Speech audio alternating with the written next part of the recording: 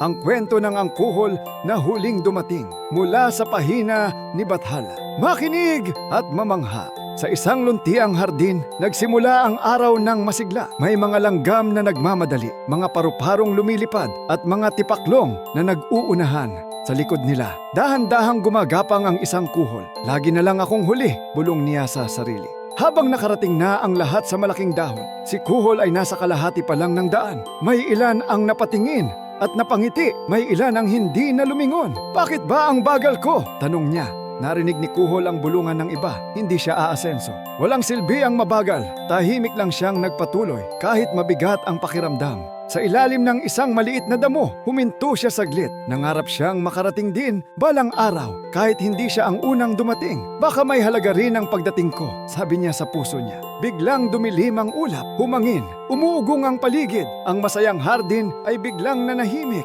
may paparating na bagyo. Nagkandara pa ang mga insekto, ang mga paru-paro ay hinampas ng hangin, ang mga langgam ay inanod ng ulan, walang mapagtataguan. Si Kuhol ay huminto, dahan-dahan niyang isinara ang kanyang bahay. Hindi siya tumakbo, naghintay siya.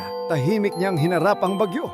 Humupa ang hangin, tumila ang ulan, unti-unting lumitaw ang araw. Isa-isang lumabas ang mga insekto, pagod, sugatan at takot. Sa gitna ng hardin, si Kuhol ay ligtas. Hindi siya inanod, hindi siya natangay. Napatingin sa kanya ang lahat. May pagtataka, may paggalang. Paano ka nakaligtas? Tanong nila. Hindi ako mabilis, sabi niya, pero marunong akong maghintay. At doon nila natutunan, hindi lahat ng mabagal ay talo. Minsan, ang huli ang pinakaligtas. Aming salamat sa pakikinig. Kung nagustuhan mo ang kwentong ito, huwag kalimutang i-like at mag-subscribe. Hanggang sa susunod na alamat.